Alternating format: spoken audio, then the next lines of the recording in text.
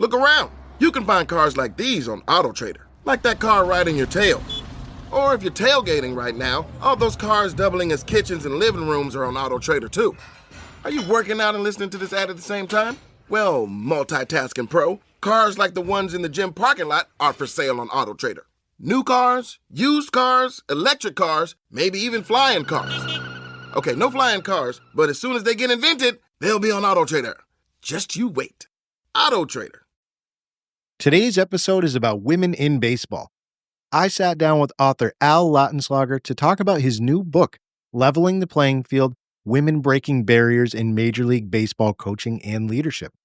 And our conversation dug into how we went from 0 women on MLB coaching staffs in 2011 to over 40 as of the 2025 season. Al's going to share his insights from interviews and front office executives, talking to scouts and coaches, women who aren't just breaking ground, but building something bigger. You're going to enjoy this conversation today on Rounders, A History of Baseball in America.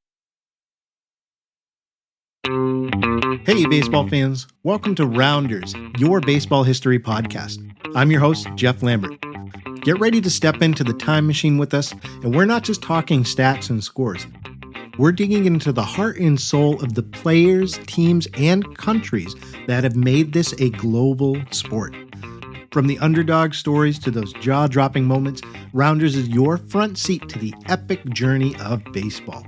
So grab a seat in the digital bleachers, relax, and let's swing for the fences together. Hello, everybody, and welcome to another episode of Rounders, A History of Baseball in America. I'm your host, Jeff Lambert. Today, I'm joined by author Al Lautenschlager, who is the author of the book Leveling the Playing Field, Women Breaking Barriers in Major League Baseball Coaching and Leadership. Al, thanks for coming on the show to discuss your book. Hey, great to be here. Thanks for having me. Looking forward to the conversation.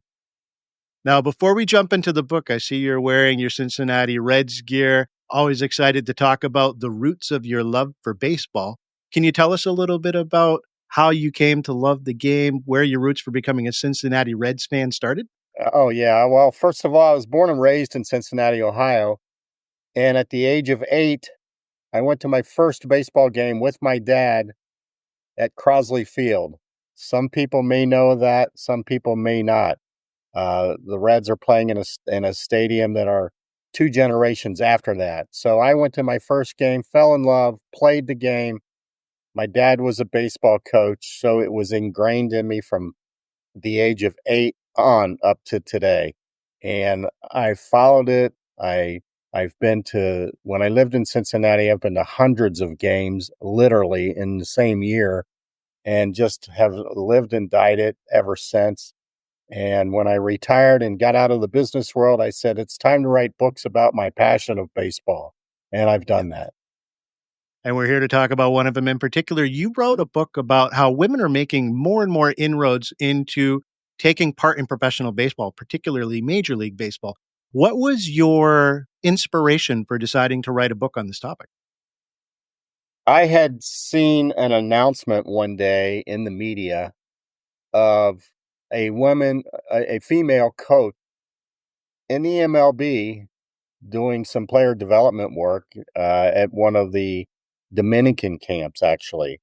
It was Veronica Alvarez, who I'll talk about later and who's written about in the book. And I said, well, that's pretty cool. I want to read more about that. There was no book available. And I've often been advised, write the book that you want to read. So I wanted to read it. So I wrote it. And I lined up maybe a dozen of these women coaches to interviewed them all and put their stories together and came up with this book. And your book sets the stage right from the onset about just how much the presence of women in Major League Baseball has grown just in the past decade. What are some of the factors that you've seen that have caused this shift, both on the MLB side of being more accepting of it and also women wanting to take more positions and hold a greater presence in the game? Well, you're smart by noticing that right at the outset, we talk about how that has changed in the past decade. In 2011, there were 0 female coaches in the MLB, 0. In 2020, there were 5. In 2023-24, there were 43 female coaches in MLB. And I'm talking about MLB. I'm not talking about college. I'm not talking about anything. This is MLB. Right. And these are real life coaches. And when I talk to these girls, it's just fascinating to hear all the stories about them coaching these 18, 19, 20-year-old draftees that barely speak English, but are great ball players, on how that interaction happens, because you got female and male, and it doesn't even come into play. And we can talk all you want about that. But yes, that absolutely is a trend.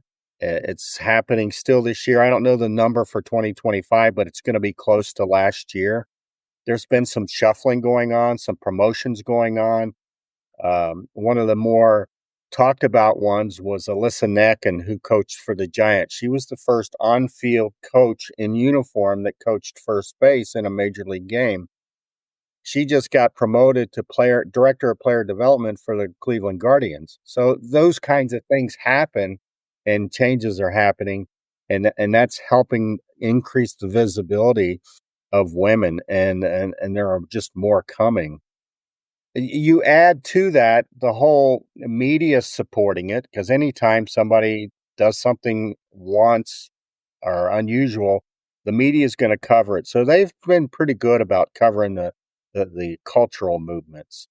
Um, the thing that I like, and I mentioned it a little bit, when these girls are coaching these guys, the expertise of some of these girls has skyrocketed, have gotten noticed, and that's changing the attitudes of people, because they're no longer girls coaching baseball, coaching guys in baseball. They're coaches in baseball that are very good coaches. So that's having an effect. And then you add to that what MLB is doing. MLB has a whole bunch of programs. I wrote about them in the book. You can go to their website and see programs like Take the Field and Breakthrough Series and all kinds of things like that. So MLB is contributing to the program as well. And all of that changes our perception on females coaching in baseball. Right. It's an unusual topic at first, but once people hear about it, oh yeah, I heard about that. That guy wrote the book, or I saw one on the field, or yeah, I hear that this team's adding one, and so on and so forth. So it becomes a little bit bigger than you think. I'd like you mentioned so many different profiles in the book of different women who have gone on to, like you said, successful roles throughout MLB positions. Can you start back at the beginning? You mentioned before 2011, we didn't really have a presence of female coaches in Major League Baseball. Who are some of the trailblazers that you outlined that really got the ball rolling for this explosion, for lack of a better word, of more individuals getting involved in the Well, I'm sport? going to give you two, and the first one, I'm going to blend it in with the successes of these women.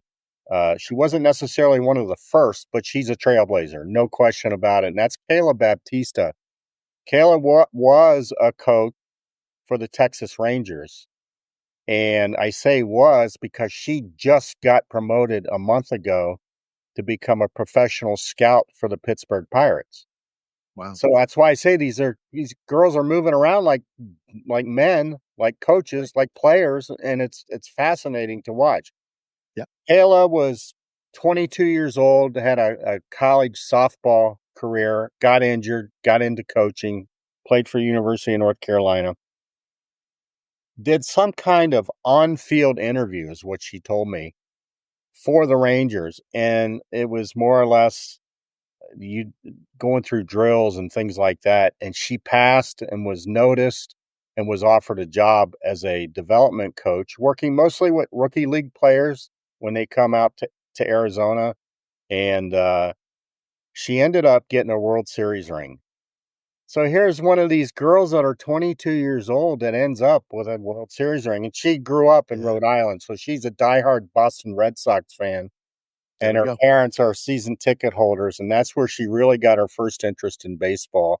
She was an intern for the Cape Cod Baseball League, and as you hear me tell all these stories, or as you read about all these stories, you learn about all the networking that goes on.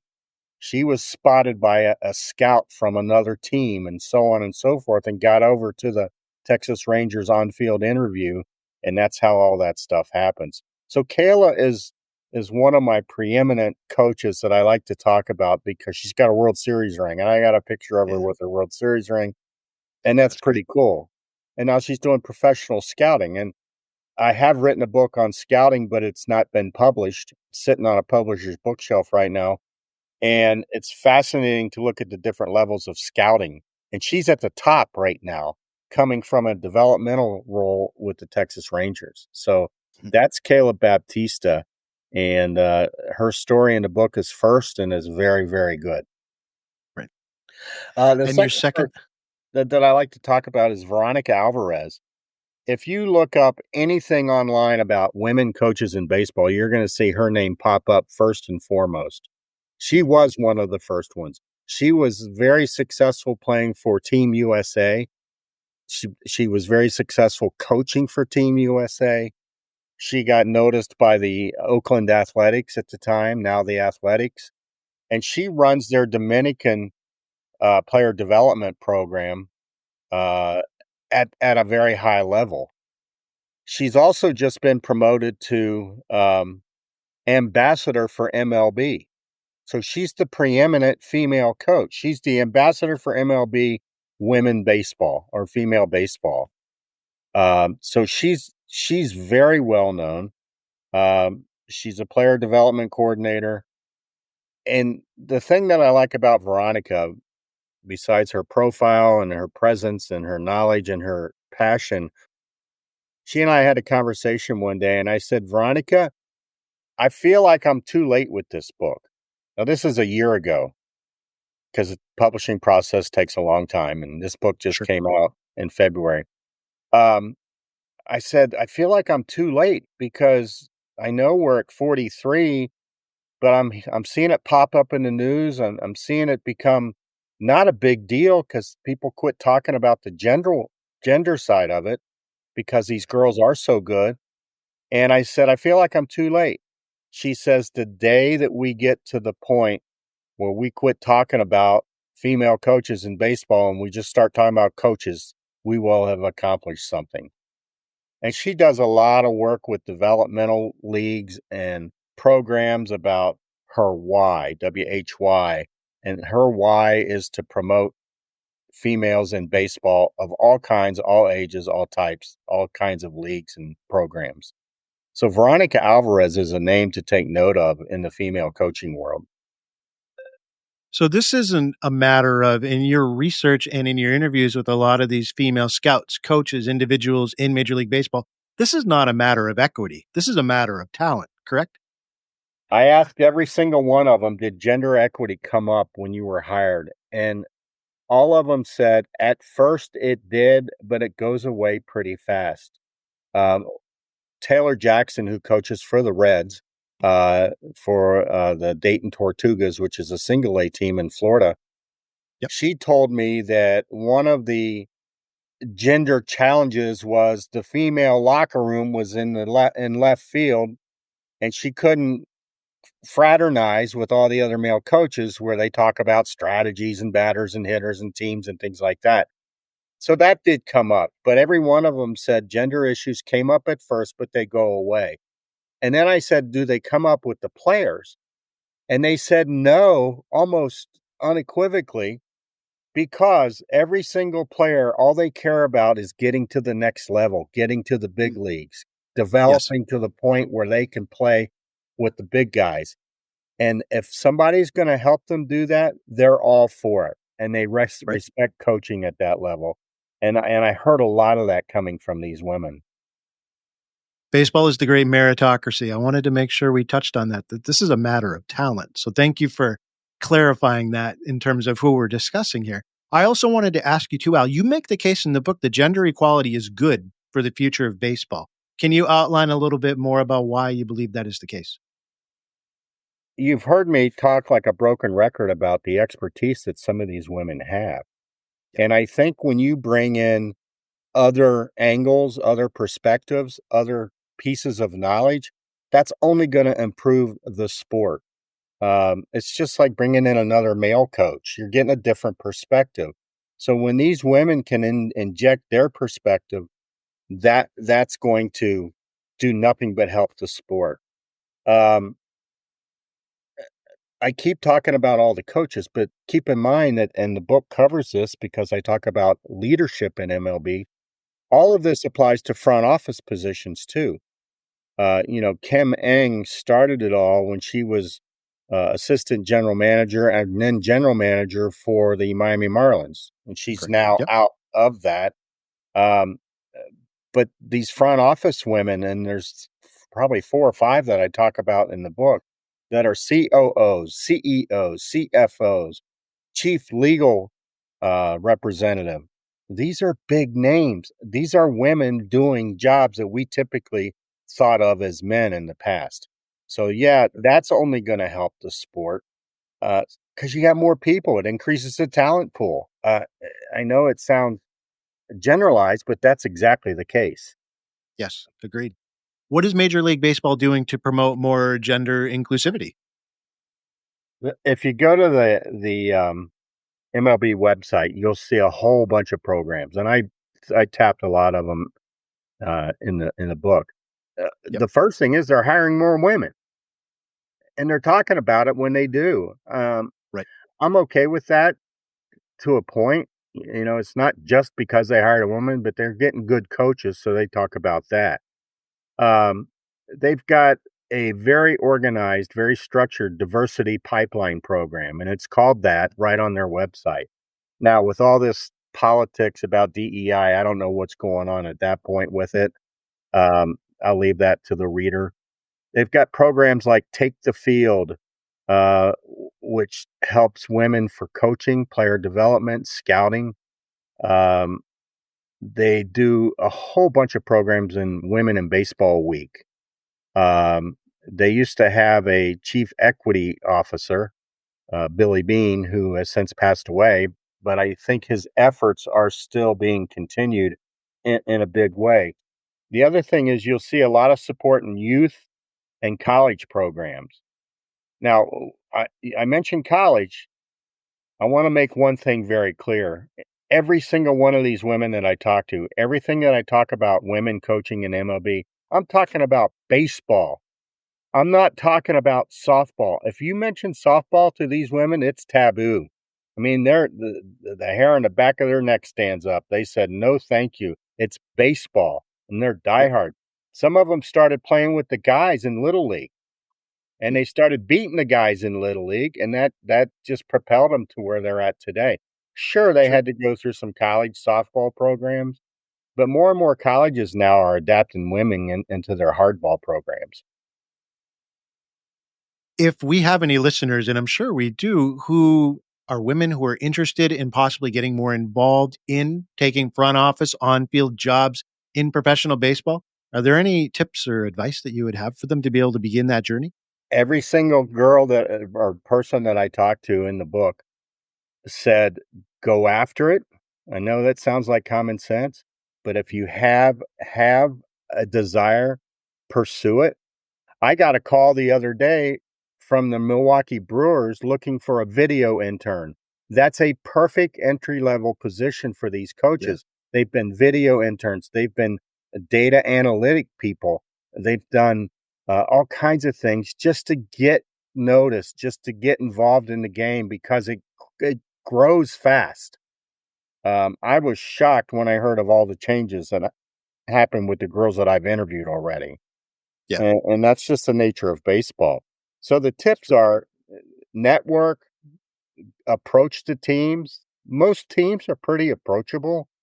Um, find the girls and women that have done it and ask them because they have contacts and people are always looking for people. Yep. Just like they approached me about the video intern. I, Right. that's a perfect entry level, and I didn't have anybody to turn towards except a bunch of younger girls that are working their way to that. Right. And then just stay focused on baseball. Don't let softball get in your way. I know that's biased, but so what? Yeah. I think we as fans also hold a responsibility to wanting to see more, uh, upfront and visible roles for women in Major League Baseball. Do you have any tips or advice for us as fans, as supporters of the game, to be able to support women who want to move forward and advance in positions within baseball? I contacted a lot of these women that I interviewed through social media. And one of my tips to help with that is to stay engaged with the people on social media, support them. When you see stories, comment on it and just support that. That goes a long way. Engage with them on social media. Acknowledge, support the moves, support events like Women in Baseball Week. MLB does a program called Trailblazers Series. And I went to a girls baseball tournament, two key words, girls baseball, in Yeah. December here in Phoenix, which is where I live, in December for U12 to U14 girls. And Oh. I took a pile of books, sold them all. Everybody wanted to know what the paths are that these girls have followed. And I write about the paths. You ask what tips. The tips are in the book. Just follow the paths. They've all had networked opportunities or Mhm. visibility opportunities or somebody knows somebody. And that's the way it works. And that's what I suggest to them. So we can support that by anybody that we know. I'm always talking about women in baseball and I'm networking with other people that I know in MLB. So it's way better than it used to be. And then the How, other thing I'll leave you with related to that is encourage girls to go ahead and play baseball. hmm, There are more and more girls' baseball leagues popping up all over the country where it used to be they had to play with the guys, but not right. anymore. There are officially organized, but I follow Facebook pages galore on girls' baseball, and it's so fun to watch. And these girls are 12, 13, 14 years old, and they're very good. I enjoyed the heck out of watching those tournament games that I was at. How So long that's do you another think way. if you had to make a prediction, Al, how long do you think it'll be till we see a female manager on a Major League Baseball team? Is that something you see happening in the near future? 2 to 3 years, Two which to to three me years. is Wow. pretty quick. Yeah. Um, I think, let's see, Rachel Folden, coach with the Cubs, just got promoted to a high level in AAA for the Iowa Cubs. And that next step is to the MLB team. And you do that for 1 or 2 years. One of these teams are gonna do it, and it's gonna be 2, 3, maybe 4 years.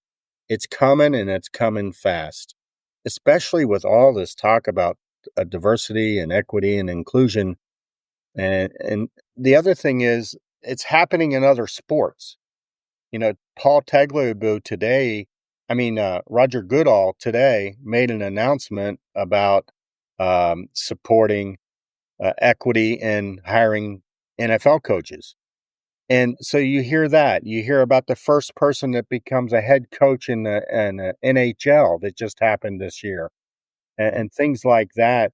And that's going to push baseball to get to that if the girls are qualified, if that expertise continues to show.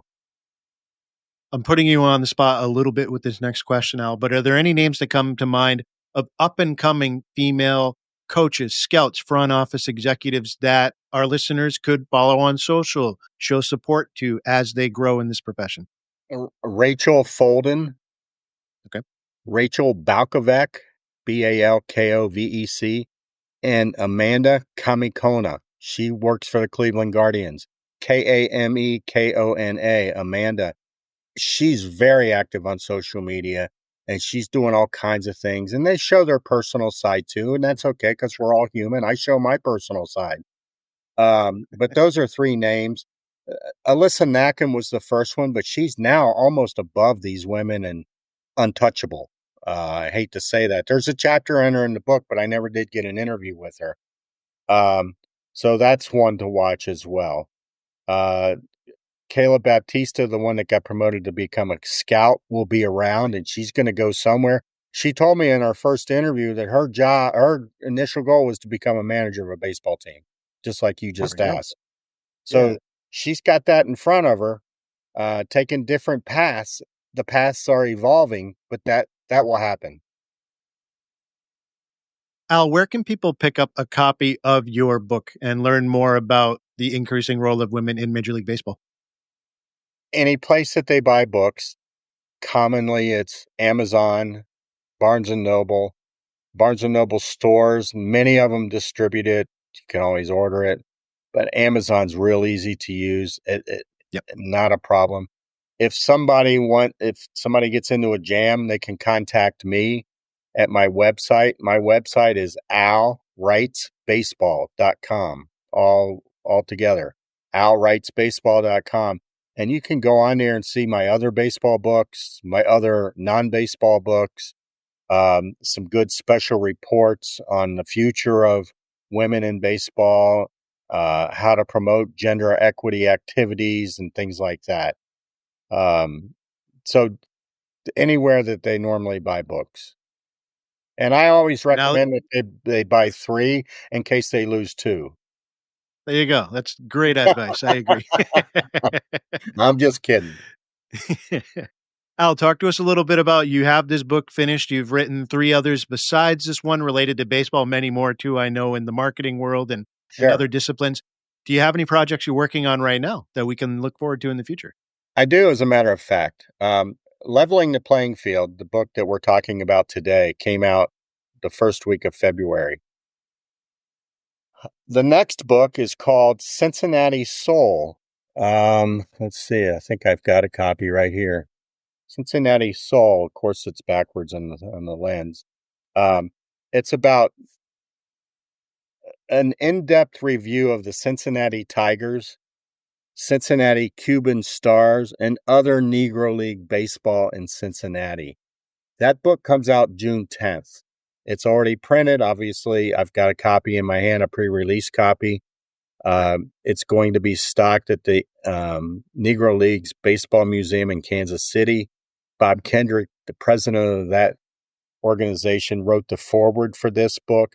It's deep, deep, deep into Negro League baseball. And of course, that's all historical because there is none today as we knew it then. But it's deep into history. A lot of research went into it. A lot of player profiles, much like I like to write about, a lot of storytelling. And that book comes out June 10th. I talked to a museum in Alabama today that's going to be carrying it. So that's a fun thing that I'm working on right now. And I, being a marketer from the past, now that these books are written, all I do is market them every day. Right, right. And we'll have to have you back on the show to talk about this next one in June. Absolutely. In June 10th, it comes out. It'll be available then. And it's a fun project. And somebody the other day said, "You've written this book on Negro League Baseball and you've written this book on female coaches in the MLB. We're going to start calling you Mr. Inclusion." And prior to that, inclusion wasn't on my radar. I'm not a political guy and I don't talk about gender equity all the time. But now I talk Right. about inclusion because I want people to buy books. Yeah, absolutely. And there is a market for this. I loved reading this book. I recommend it to all our listeners. I think it was a fascinating glimpse into a topic, like you said, that's not discussed a lot, but it's Yep, growing by leaps and bounds every single year. And it's exciting just to see baseball as the ultimate meritocracy. Like we said, these women yep, getting involved, having opportunities to be able to show what they've got and make our professional sports teams better for it. absolutely. I'm all for it. I love watching it. I love talking to these women, and they're very accessible, and it was a fun project. Now I can read it because write the book you want to read. Yeah, absolutely. Well, leading into that, Al, I got to ask you, you have a lot of observable moments related to baseball history. And one I wanted to ask you about specifically, you were there in person when Pete Rose broke the Ty Cobb's hits record. That's correct, right? That is correct. At Riverfront Stadium in Cincinnati, hit number 4192. I was in with the crowd, and it was probably one of my top 3 baseball highlights of my life. And afterwards, I was with a bunch of friends. We walked down into the parking garage of all places, and there's Pete. And I shook his hand and obviously couldn't have conversation. He had other things on his mind, and he had media galore and paparazzi all around. I was just a fan in there. And I look back on that and said, man, what a moment that was. And, I have a Pete Rose jersey behind me, and I wear it to the games. I try to get to as many games as I can. When they play the Diamondbacks, I'm there. I Yeah. work for them during spring training, so I get to see spring training games, and it's just a lot of fun. So yeah, I was there. I was there. That's a historical moment, and that's one of my top 3 baseball highlights. Now, if that was one of your top 3, I gotta ask, do the other top 2 come to mind? I'll tell you one. It's going to take about 2 minutes, so bear with me here. Go for it. Uh, Yeah. Back in the corporate days, I did a lot of traveling, and I had a project in St. Louis one time, and I lived in Chicago at the time. So I was flying home, St. Louis to Chicago, and I was flying Southwest Airlines. Now, in Southwest Airlines, they don't assign seats. Right. You pick a seat when you get on the plane. And I saw this guy in front of me that had what looked to me like a World Series ring. You can spot him a mile away. And as I got closer, I noticed it was a Hall of Fame ring. And as I got closer, I noticed it was Lou Brock. And Lou in St. Louis was flying to Chicago to work on a business project. Now, on this plane, Southwest Airlines, where you choose your seat, there were maybe 10 passengers. Lou sat on an aisle seat up front. Guess where I sat? In the middle seat, having every other seat available to me on the plane. I sat right next to him on the middle seat. We talked You have to. baseball for an hour. And that I was in heaven. I talked to baseball. He was very upfront and forthright and honest with me and told me so many stories. I could have gone on a 10-hour flight with him. So Yeah, that's a definite highlight. talk about a once in a lifetime. I would have done the same thing. I would have sat in that middle seat. Doesn't matter. That's an opportunity for a conversation you don't wanna miss. Yeah. Yeah. You can notice those rings a mile away. Yeah, that's true. And, good job jumping on that before anybody else picked up on it too. Nobody else knew who he was. Now, for those of you watching the video version of this show, Al, you've got yourself decked head to toe in Cincinnati Reds gear. Whenever I have guests on the show, we're a baseball history show, but I also like to talk about current day. Can you give us your predictions, your feelings about the Cincinnati Reds for the 2025 season? Sure. Biased or unbiased? I predict that the Reds will fight to the finish and be successful, but it'll come down to the last 1, 2, or 3 games. Okay. This past season, it went to the last game before they knew whether they were going to be in the playoffs or not. Same thing's going to happen this year, but I think it's going to be not just in the playoffs, not just in the playoffs, but winning the division. So I think that they will be successful. They've upgraded the team. The Milwaukee team that won it last year, who was predicted to win it this year, has not won a game yet. They're 0-5. So you can't win it in April, but you can lose it in April. So It's true. hopefully they have. So I'm predicting good things for the Reds. Yeah, that's biased, but they're 2-2 right now, a game out of first place behind the St. Louis Cardinals, who came out of the blue. They were predicted to be last. And today they're losing 1-0 to the Texas Rangers in the 9th inning. So Yep. Now, what about for Major League Baseball overall? What's your prediction for 2025? Who's winning the World Series? well, I have to be honest with you. I predicted right last year. Mhm. Um, Typically, you don't find a lot of Cincinnati people that are Dodgers fans, but I like the Dodgers. Um, I've met a few of the players and I've met a few of the managers, and I like the Dodgers. I'm predicting the Dodgers again over the Baltimore Orioles in the World Series. You are the second person in the past month I've had in the show that picked the Really? Baltimore Orioles to come out of the American League. Very People interesting trend we have. people keep laughing at me, and I love that team. I wish I was a Baltimore fan. Uh, you know, that takes me to my number one highlight. 1983 World Series, Philadelphia versus Baltimore.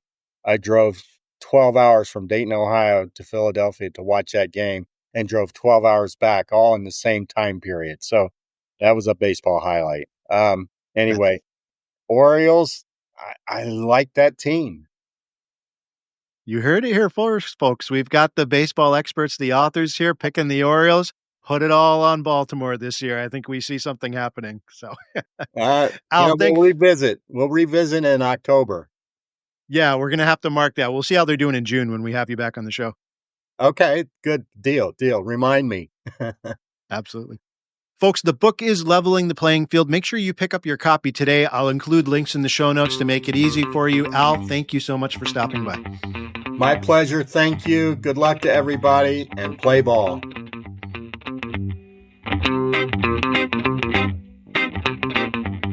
Rounders, A History of Baseball in America is hosted by Jeffrey Lambert and produced by Shaker Road Media. A special thanks to our premium subscribers who give just $1.25 a week to help grow this show. Our starting 9 supporters who have chosen our highest support level include Nathan Halverson and Neil Townsend. A special thanks to you. Sign up at www.rounders.substack.com to get our free bonus show, more photos and videos of our topic material, and support this show financially if you are able. Thanks for your support, and remember, there are only 2 seasons, winter and baseball.